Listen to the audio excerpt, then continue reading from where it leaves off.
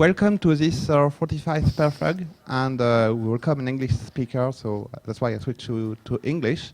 We'll talk about front-end performance now, and Jonas, working at Algolia, will talk us about the rebuilding of the website and all performance improvements he can do on that. Thank you again for Octo for bringing the room and the drinks after the speak, and we give you a meeting, another meeting on the 22nd of November. It will be the last of the year, and now I will switch with this fantastic hack.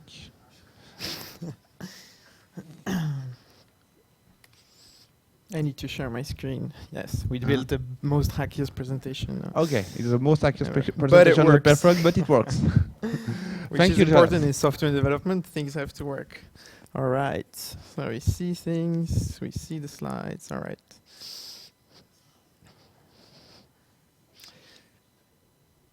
All right. So hello everyone. I'm very happy to be here at Octo.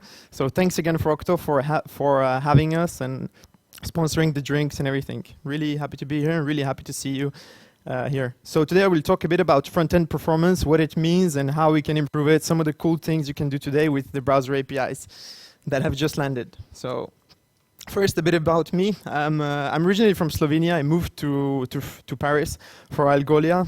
It's been a year now, and it's been a pretty good year. I've done a lot of cool things. The company has grown, and we're really moving fast. So the talk is not going to be only focused on what you can do today, but it's also going to be about laying the foundation for what is going to be a code base that a lot of people will touch and a lot of people will use. And it's about setting an example of a good website. All right, so first, for those of you that might not know Algolia, we're a hosted search engine API. And why it's important, performance for us, because we say, okay, milliseconds matter, things need to be very fast. We have an engine that runs as an Nginx module because that's faster to run. We store everything in memory because that way we can do better read operations. And we have a blog that's called Milliseconds Matter. When I joined the company, I will go to our website and it takes 10 seconds to load, and I'm looking there, I'm like, okay, so if a dev is looking at this, they probably don't believe a word that we're saying, right? So we need to step up to the game and like improve this, make it good, and let's do the things that we're actually saying we're doing, right? All right, so the gist is, how do we go from 15, 20 seconds load time, really bad load times, to good load times and progressive enhancements that are rarely done right in the industry? All right, so there are two tools that we use. One of them is called WebPage Test, and the other one is called Google Chrome Lighthouse. So WebPage Test is a website that runs the tests of your website. So you give it a URL, it's going to run, and it's going to give you the network stack. It's used mainly if you want to go into network details of how your website loads. It gives you a nice overview structure, it gives you a speed index, and very cool things that you can use to leverage, but as I said, use it mostly for network-related things. The second one is called Google Chrome Lighthouse. It used to be an extension, but now it actually landed in Chrome, and you can run it from your DevTools under the, I think it's Performance or Audit tab. And that one is mostly used to run your website locally and see actually the issues that you have from the start. So see like things that like performance optimizations, and it's really not meant to go deep into the network stack. Kind of, but not really. Okay, so first thing that we started off was like, okay, I mean, the website we looked at was like 1 megabyte, I think, something like that, 1.5.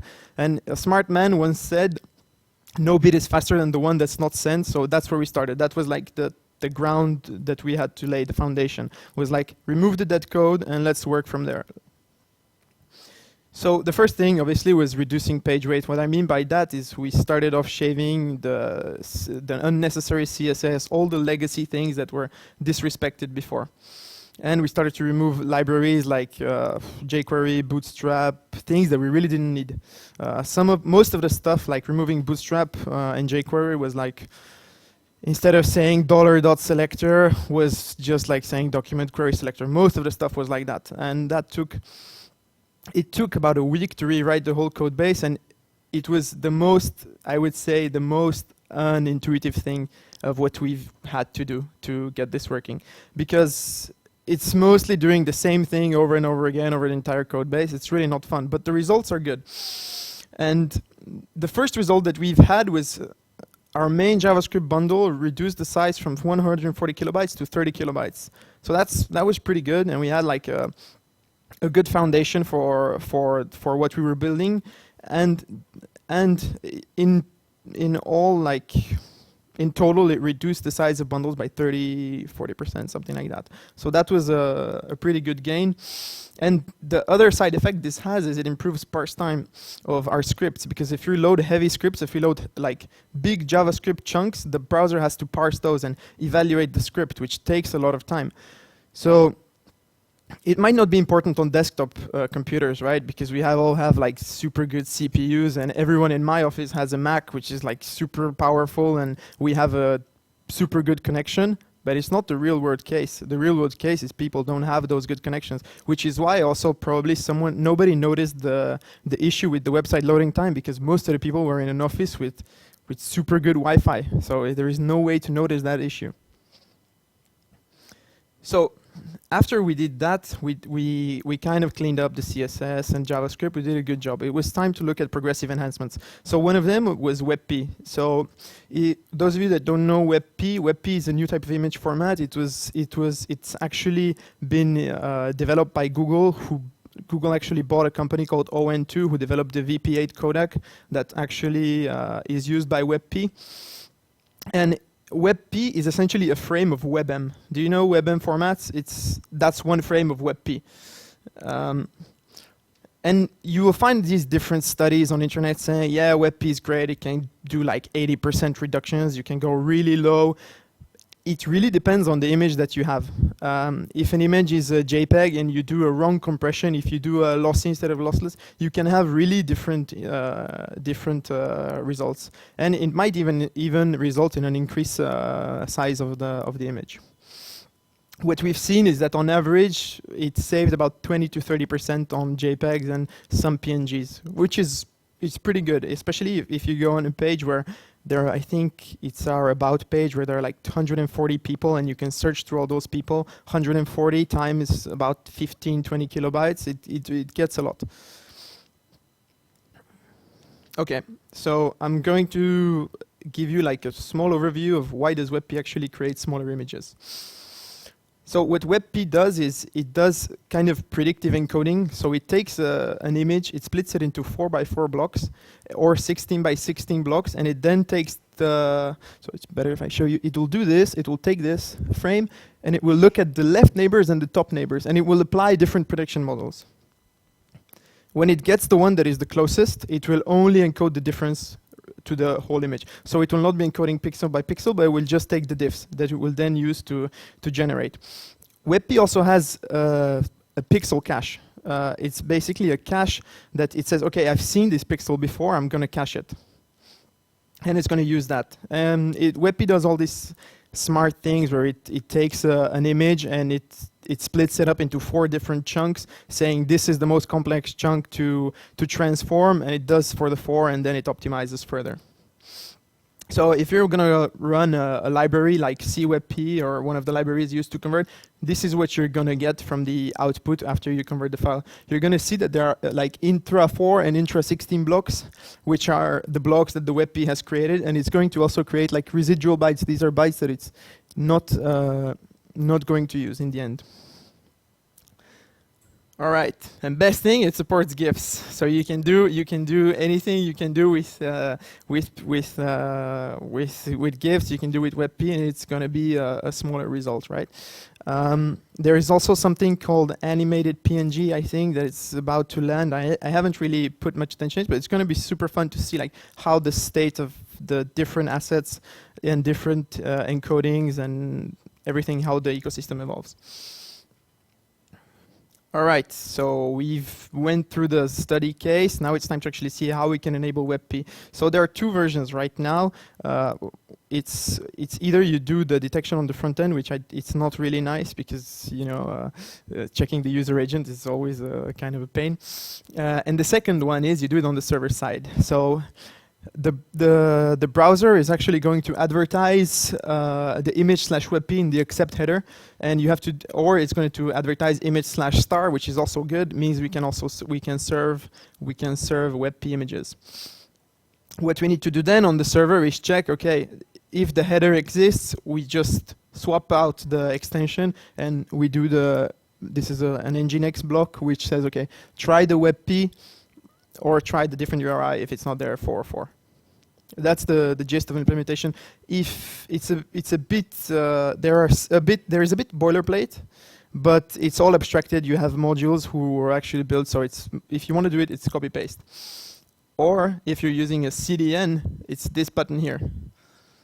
For us, we're using Cloudflare, so they do these cool things. They do automatic WebP. They're doing like, I think it's called Argo, which actually routes the traffic differently on actually the physical networking layer. So if you, for instance, if you're getting a bad connection from Australia to Europe, there are a few routes that it can take, and it's going to automatically do that. So they do really amazing things, and one of them is also WebP, so you can enable the compression type, and you just enable it, and Cloudflare does everything. You don't have to do anything in your build process or magic. All right. The issue is you're going to actually lose the ability to manually check how it works and to encode images depending on the type of image. Maybe if it's a lossy image or if it's a very transparent image, you want to do different types of conversions. This applies more of like a general, it's good for everything approach. Okay, so as I said, we have a page with about, and it's 40 people. If we grow to what we want to grow, it's going to be a big improvement for the team. In this case, for Ben, it was about a 10 kilobyte improvement. Okay, but WebP has one critical issue. Saving WebP images is hard. You cannot really, you cannot really save them. You can save the image and you can open it in a browser, or you can open it on your desktop if the image viewer supports opening WebP, which is hard. When you think about, you have a website where people come and they want to download your logo because you're going to, you're sponsoring a conference or something. We had this issue, we just enabled it and we're like, oh, it's super nice, it works. And then all of a sudden, a flood of people were, oh, I cannot download any image. So we had to disable it for some images. And Cloudflare has a pretty good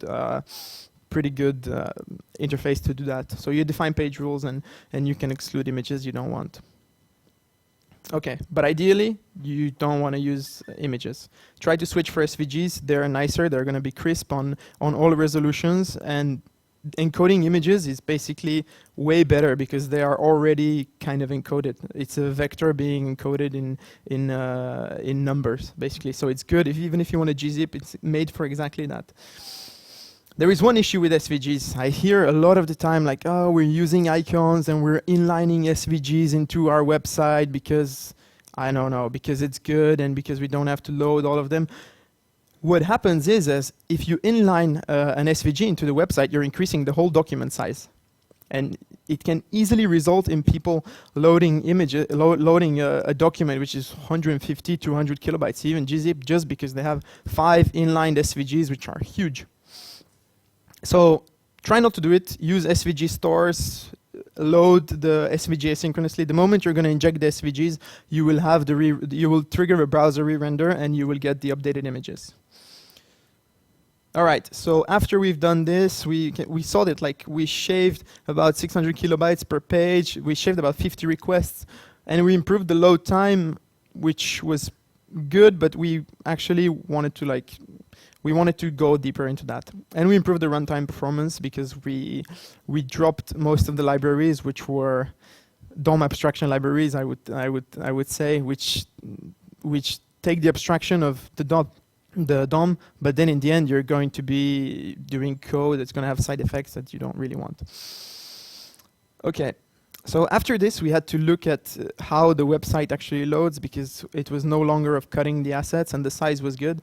So it was time to look at how the assets are loaded and what's render blocking and what's not. So I had to go and check out a commit, I think, from December to see actually how our website looked like. And it's pretty, you can see that we were loading, I think there is 6 or 7 different fonts. They were all like in the head, which which didn't really help the load time. So what you want to do is when you're optimizing for load times, you want to have the critical assets, the ones that the website needs to render at the top level. Load it the first thing, then let the browser render, and then we load everything that we don't need. So in this case, we had at the start we had some CSS actually blocking the loading of files that were needed, and we had files blocking the actual render. Totally unnecessary. Those assets will typically include most of your JavaScript, CSS that comes from external modules. Maybe you're loading a Coralso plugin is a good thing. People just copy paste the code, they inject the CSS, done, right? It has really bad impacts, and web fonts. But web fonts are tricky, and I'm going to explain that later. But essentially, what I've summed up is you're going to have from 0, from the start of loading time, you're going to go to 6 seconds, you're going to stare into a blank screen, and then boom, you have the whole page, everything that you need. What you want to do is you want to avoid that, and you want to say, okay, we want to load the critical stuff, and we're going to load the rest afterwards. It's super good. Actually, it has a pretty psychological impact of people who actually say, oh, but the page has loaded, maybe it's my connection. Maybe my connection is bad. They don't assume that your website is slow. Most of the people will be like, maybe. But if they see a blank page and it takes 6 seconds, yeah, it's your website. You're done. Like, it's slow. All right, so essentially what this looks like is saying, okay, we're going to take the font families out of the picture, and we're going to load the CSS. You can go a step further, and you can say, all right, we don't need the entire CSS. We're going to take the critical CSS, which is a pretty widely used approach. There are a number of build tools that let you say, okay, this is what's in the viewport. This is the only CSS we need, and the rest will load asynchronously. It's not. What this will cause is if you have a website and if you have a hyperlink, it will load the page, go to the bottom, you won't see anything styled, and then it will style everything. It's kind of like a flash of unstyled content when you're loading fonts. Well, fighting the font fight is hard, because sometimes you have designers and you have people who say, we need all these fonts. There are a number of ways you can optimize that. Fonts allow you to use, to define a char set. And you can say, okay, we're going to need only this small char set, and the browser is only going to load that. They're super smart. They do things that sometimes you're like, okay, you go too far. And if you really have to use a lot of fonts, give a hint to the browser to preload those fonts. Because the way the browser works is it's going to take the document, it's going to start parsing it one by one. It's going to say, okay, I found the font reference, I'm going to load this font. I found the style sheet reference, I'm going to load that. And there are a different number of priorities. Like, I think that fonts have a high priority, CSS has a high priority. If I'm not mistaken, JavaScript falls into low priority, so it kind of tries to do something smart, but it doesn't really go far. So what you can also do with fonts is you can say, all right, so we're going to try, because we need to use the font, we can't do much. So we say, okay, this is our font, it's a WoF2 font. WoF2 is a good format, it has like 30% size reduction, so you're going to get 30% smaller fonts. And what you can do then is you can base 64 encode the font, which is going to get you to like the same as if you were using the same font, but not a WoF. And what you're going to have then is you're going to eliminate one request, because when you do a font face and you define a source, what's going to happen is the browser is going to see that it's a font, and it's going to trigger another request. We're doing a base 64 is going to eliminate that request. That said, it's a very tricky optimization, because it might not work for all use cases. Especially if you have a huge font, you don't want to base 64 encode it, because it's going to blow up in size and you'll have a diminishing returns. Okay, so I talked a bit briefly before about what is preload. So preload is essentially a very declarative fetch, which tells the browser, hey, these are the things you're going to need, and you should load them. What it does is it loads the resources, but it never executes them. It never parses the actual response. It saves it, and when you reference the file, it's going to immediately execute it. So in this case, if we didn't have the main.js, it would load the main.js file anyway, wouldn't execute it, and then when we reference it, boom, it's already there. So these are kind of the hints you can do for the browser on the client side level, right? But there are different things you can also do on the server side, and I'm going to talk to you a bit about that. The other thing is, when you have HTTP2 and when you're using SSL, you want to have things on the same origin. Why? Because everything is being loaded from the same origin, and you need to do the handshake. When you do the handshake, the HTTP2 will allow you to stream the request through one TCP connection. That's the multiplexing connections is a very good benefit of HTTP2, along with the server-side push. So what you can see is here that we're loading a font, a Google font, but something takes about 600 milliseconds, right? It's the SSL handshake. That's what takes the time. If we move that to our own domain, if we self-host the font and load it again, there is none of that. We just load the font, and it's immediately there. In this case, saves about 600 to 700 milliseconds, and it's really good to do it, especially if a font is a critical font. All right. So if you're using HTTP2, chances are you're also gonna use server push.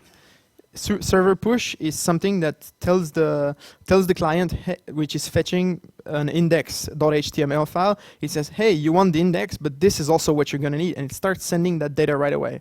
So instead of the client going to the backend, getting the index.html, it's actually and parsing that response and saying, oh, but I need the CSS and I need the font and I need everything else. It's going to do, hey, you want index.html, boom, and you get back the fonts, you get the CSS, and you get the JavaScript. Whatever you want. Don't push too many things. It can easily be abused, and pushing everything is not going to help. That said, try to push your critical resources. All right, so we've done like a lot of things. We've done a lot of improvements. It was time to actually look at where we're at, right? And these was the measures that we've had. So about 7.5% of the visitors had a good load time. 19% had 0.5 to 1 seconds. Most of the people had like 1 to 3 seconds before. The issue with those numbers is that most of the people were coming from our office. So it's not really something that we can say. I would say that maybe 50% were like real users. And what happened after that was we've improved the load time for most of the people. Most of them actually get like 0, 0.5, 0.1 to 0.1 second. And with that, we just looked at Google Analytics, and we've seen like people spending more time on the page. We've decreased the bounce rate and things like that. Because people, well, the moment they see a web page take 10 seconds, they just find a different one. You're gone. It's the wide internet. The options are endless. Okay, further improvements and stuff that we did not do yet, I would like to say. When you look at your website, there is some things that the website needs. But then there is all the third-party things that you might be injecting. In our case, for instance, I think it was Kissmetrics, Hotjar, Twilio, Kissmetrics, Hotjar, Twitter, Facebook Pixel, and a few others I'm pretty sure that I didn't mention. And this is what it does to your website. I don't know if you've seen, but there was a very heated discussion about Circle CI, actually using like 5 or 6 different vendors to do analytics. And the issue is Circle CI has all your keys. They have all your keys, and it's software that screenshots the page, that looks at what you're doing, and it's your everything that you have is there, all the credentials. For instance, I know that we removed things that do that for our website at Algolia. We no longer use them. All right, so we've done some changes. Now it was time to look at how our code runs, how we can make that faster. And we've looked at most of the things. So these are new browser primitives that have landed in some of the browsers. For instance, Resize Observer is still under a flag. And what it allows you to do is it allows you to do operations that otherwise would have been very expensive. For instance, intersection observer is something that you can use to detect if something is inside the window, if it's outside the window, and it's basically a smart window.scroll. The best thing about this is they run on a separate browser thread, which means that they run in the background. They're not going to block your JavaScript execution. So performance observer is something that's used to give you a millisecond time, an interface to give you performance measurements in the browser. Intersection observer is, like I said, used to do detections depending on the scroll positions. The resize observer can be used to do element media queries. So you can resize an element, and you can call the observer on that element, and you're going to get the resize, and it's all going to be on the second browser thread. Super nice. And the mutation observer, my favorite, is actually something that allows you to look at the file and check what's checked inside. You can check attributes, you can check subtree, and you can check direct child nodes, I think. So if you have something that's being removed from something that's being observed, you're going to get a callback with the items, and it's going to say, hey, this was removed, this node was removed from that item, or this was added, or this attribute changed. Very nice, and like I said, it runs on a different browser thread. All right, so after that, it was time to do some more progressive enhancements with service workers and do some checks on, can we make the website network resilient and faster for our recurring visitors? So there is a number of libraries used right now online, which are SW Toolbox, Precast, Workbox, and I think there are a few others. Some of them can be integrated into your build tools, but essentially what they do is SW Precache is going to say, okay, these are the resources you have. I've loaded the page, I've loaded the service worker, and I'm going to request all that, I'm going to cache it. The SW Toolbox is more built to do actually dynamical requests. So you can say, okay, this is the route I want to watch, or this is the regex for the route I'm looking at. If something matches that, put it in the cache. I think the limit for the cache is something about 50 megabytes, so be careful, because it can pop up a very ugly system alert to the user. And there is another one that's called Workbox, which is the latest thing that's being right now developed by Google Chrome team. I think it's Adi Osmani and a few others, but I haven't found it to be really stable, and you have to sometimes load very different scripts. So I prefer right now using Toolbox and Precache. All right. But in the gist, what it allows you to do is you can load a website, and you can load all the critical resources, and you're going to arrive there. It's already there. It doesn't do a network request. It takes everything from the cache and it displays it to you. And then you can load all the things that you cannot, that you don't want or cannot cache. All right. All right, so solutions, you say. Demo, it didn't happen, right? The famous thing that we keep saying. All right, so I'm going to do a small demo about these observers and what they can do. All right, let me run my project. Yarn start. So I have a very basic application. We should pop up on yes. All right. I'm going to try to show you like the different improvements that you can do and how you can utilize these observers. So for instance, this is our application, right? And when you scroll down, well, there is a picture, but we'll display it. So for instance, before, if you wanted to say, okay, I want to display an image after it has come into view, right? What you would probably do is you would say, all right, I'm going to go into it's an React application. So what you would do is you would say, okay, I'm going to do an event listener. Okay, I'm going to do an event listener. I'm going to check the scroll position. I'm going to encapsulate into a request animation frame, which is going to schedule the frame to be executed instead of just saying, boom, I want to do this. It will say, okay, when the thread is good, let's do it. Okay, so let's see this. And okay, so it's reloaded. After we scroll, there is a photo of OB1. Okay. All right, but let's look at this in more in depth. So we open the performance tab and we can scroll a bit. And all right, we see OB1 show, and we stop the profile, right? What we can see is that the network tab is full of small function calls, right? And at times it also triggers an update of the layer tree and a re-render. Not the best thing you want to do, and I'm going to explain actually what happens. So the function calls here are actually the event being called, and here you have the animation frame that fired. So we've scheduled our animation. What we do next is there is an update on the layer tree. So okay, where does this come from, and why is there a recalculated style right there?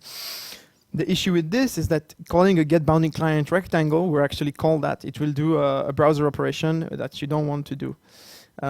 if you can, you should stick to composite browser operations most of the time because they're faster. So if you're animating things, animate transform and things like that. It's way better. All right. So what we have here is we see that we want to get rid of this. All right, so let's see how an intersection observer can help us. Let's comment this out and let's use the intersection observer API. And yes, this is the code. So intersection observer API allows you to do what I said. What you have is you have the observer options, which says, okay, this is the root margin. So when you're scrolling, you can give it a root. You say, okay, when I reach to the file or 200 pixels, whatever, you can define a value. And you have a threshold. Threshold is by default 0 and 1, which means that you're going to have the callback execute when the element reaches the viewport, the moment it touches the viewport. And 1 is going to be when it's at the end of the viewport. So you're going to have 2 events. And okay, when you get the callback, you will essentially get the entries that are being observed. And in the entries, you will have the entry, and each entry is going to have is intersecting and some other properties. There are a number of them. For the demo, I'm going to use only this one. And we can say if entry is intersecting, which means that it's in the viewport, give it the opacity. Okay, let's rerun this. All right. We scroll down. Okay, OB1 has popped up. Maybe just close this. All right. Which still works the same as before, right? Not much changed. But let's take a look at the actual browser tab. All right, this changed, this works. Let's stop. Right, did I update the file? Okay, I'm gonna rerun. I don't think it updated automatically. All right, so we record the thread, go down, see OB1, boom, we're back. Let's see. All right, as you can see, there is a bit less operations. You see that there are no more small function calls. There are mostly composite layers being triggered and just the events, which means that the whole detection is running on the whole browser, on the different browser thread, and what you get back is the callback with the items. Now, in our case, we're doing a very simple calculation on scroll, right? But you can be doing something very complex, and that can have a very negative issue. So if you can, move it to the browser thread in the back. All right, and the second one is going to be the mutation observer, right? So let's take a look at the code that actually runs it. So the mutation observer, they all follow the same kind of implementation type. You give it the observers, and you get the callback with the entries. And in this case, we say, okay, just do a random color. The entry is going to have a, well, maybe I can log it out. It's going to be better. Entry, all right. So unexpected token.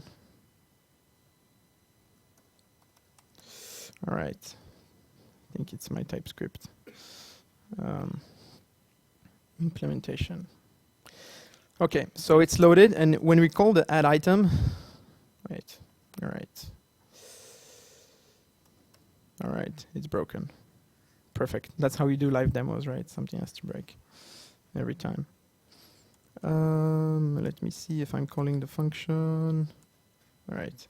But essentially what this does is when the item is added, well, we cannot see it here, but an item is being added to the box container, it gives us a callback with the item, and it gives it the random color. It has an added item property, and we can check, okay, and it gives us the target node, so we can actually say, okay, that's the node, and we want to change the color of that node.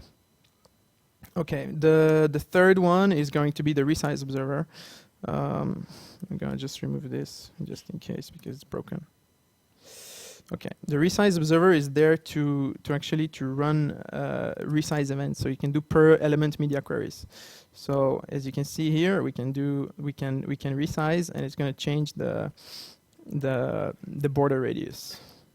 It's something that you will also get as a callback, and you can then do a quick calculation, and you will get per element media queries without the cost of running it on the CPU. All right, so the next thing I want to check with you is I want to show you how service workers work really briefly. So service workers are essentially a script that is proxying the requests from the client, and it has the interface to store things in the cache.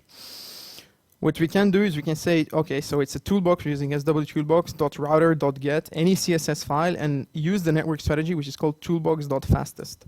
We defined the cache name, and what that will do is, let's check network. You can see that index.css file was actually being served from the service worker, which means no loading actually happened. Only the first time when you load the page, the service worker is going to take stuff and it's going to put it back. Now, what you can do is you can say, okay, we want to have network first for our /route, for the index route. And what this will do is it's going to work. It's going to work, so this still loads, and just for the sake of it, I'm going to also include the JavaScript files.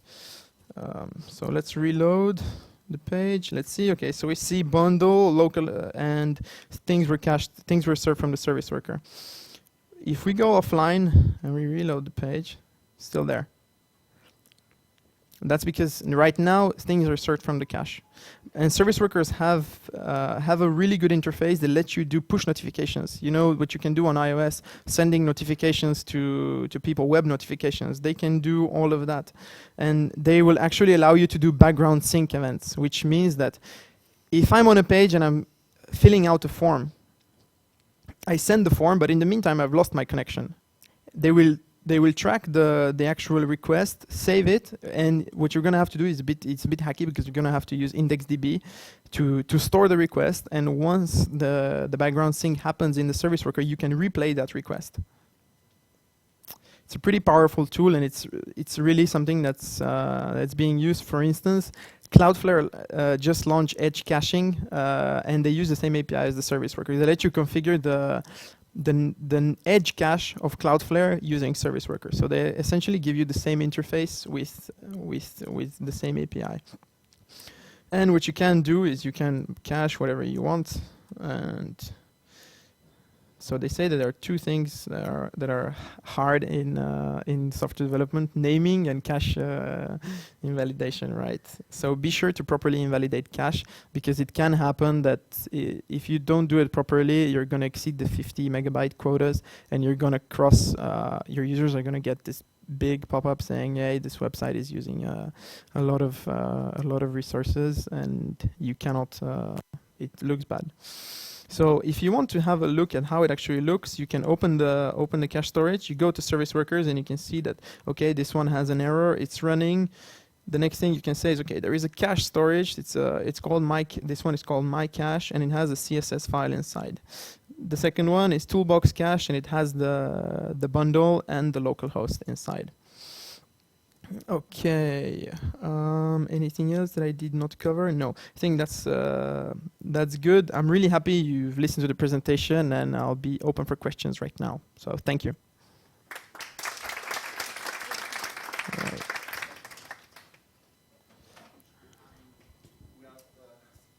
Catchbox.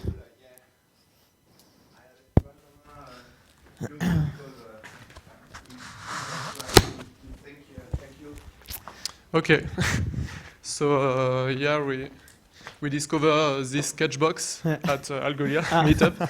So but feel free to ask question and throw it and catch it.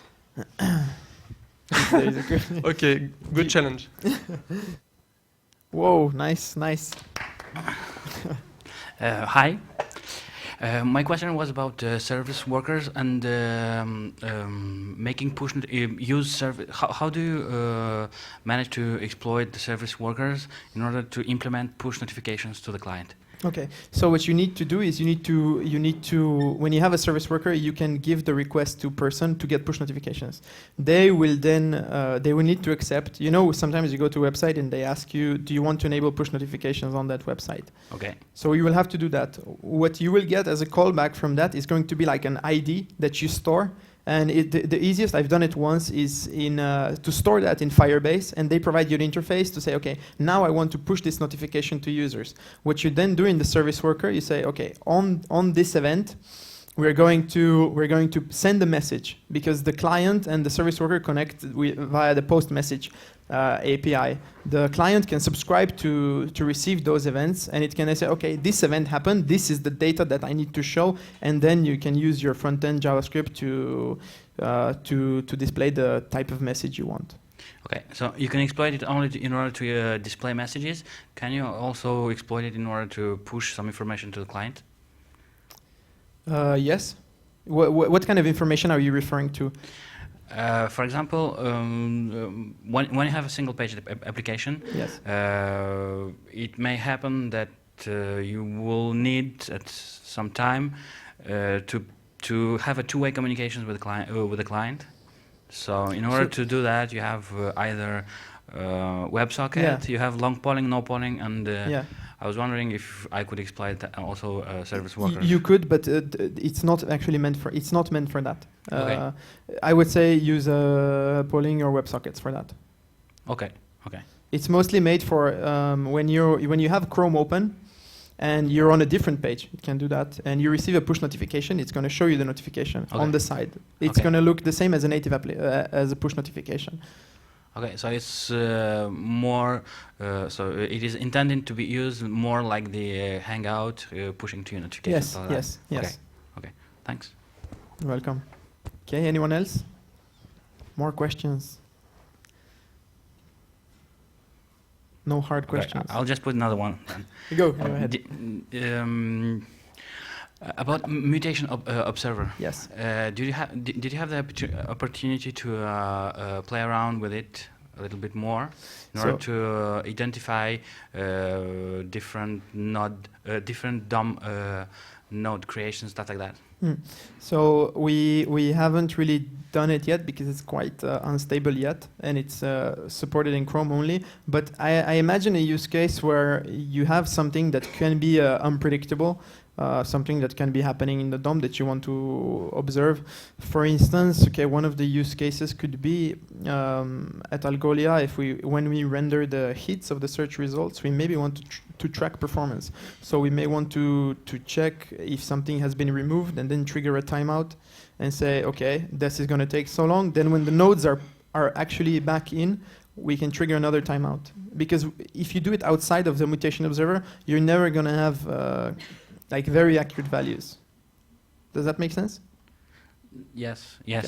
Well, the reason why I put this question is because we have a highly asynchronous context, and we create nodes, DOM objects like all around, but they are not all the time attached to the root node, so they are not immediately rendered. So you have the problem with the rendering the objects asynchronously. So I was wondering if I could use that, but I think for now it's just wait in order to get it more stable. In the future, yes. So in the future, what you would do is you would observe the root node, and when you create the node, it won't trigger, but when the node is inserted into the DOM, you will get the callback with the node that's being inserted into the DOM. So exactly the use case, yes. Yeah, that's great. Oh, thanks. Okay.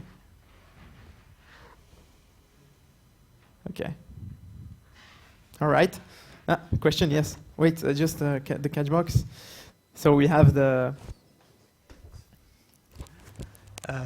what about server-side rendering? Did you have the chance to test it in Algolia?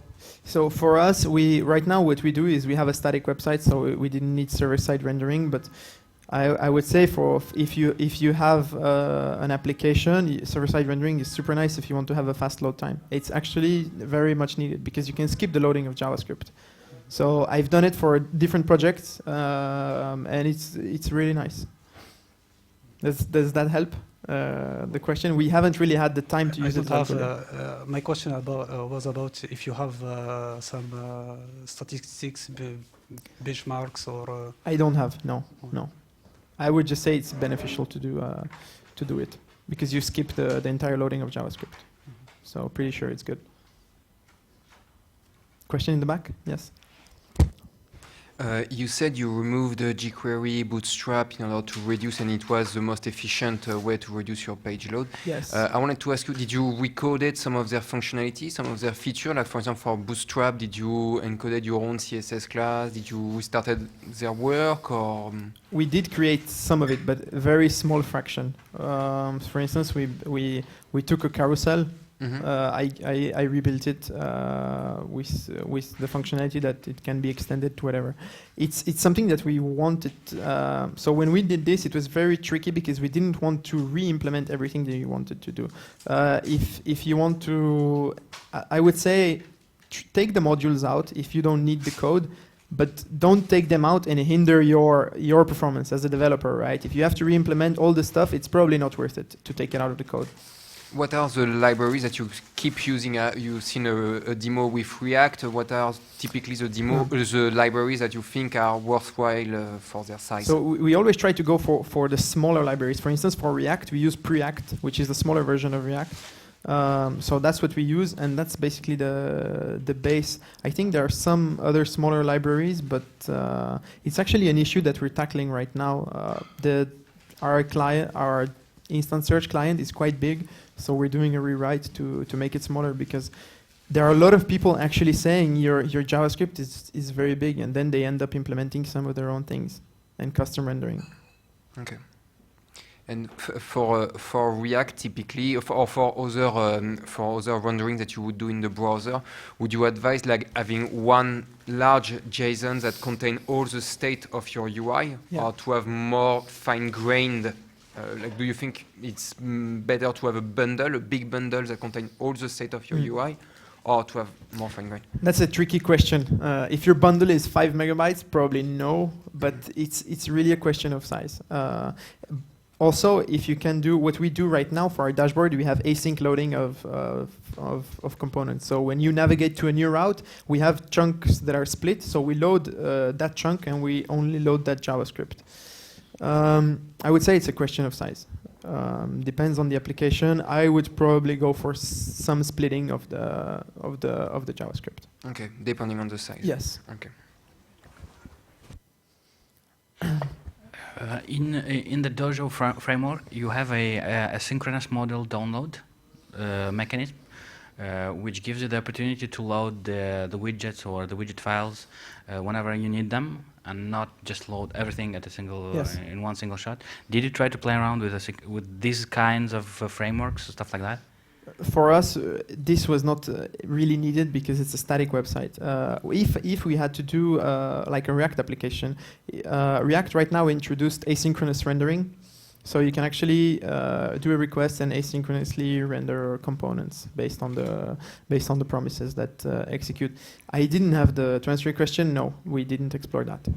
And how do you organize the code? Because most of the time when you use libraries like React, Vue, and stuff like that, usually you use them because you want to have a better organization of your code.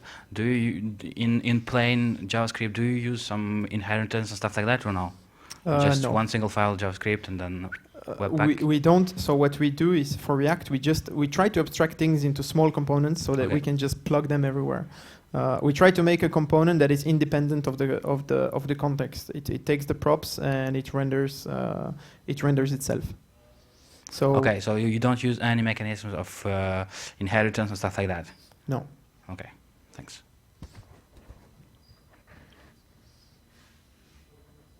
Okay, anything else? We get some beers. All right, thanks a lot again. I hope.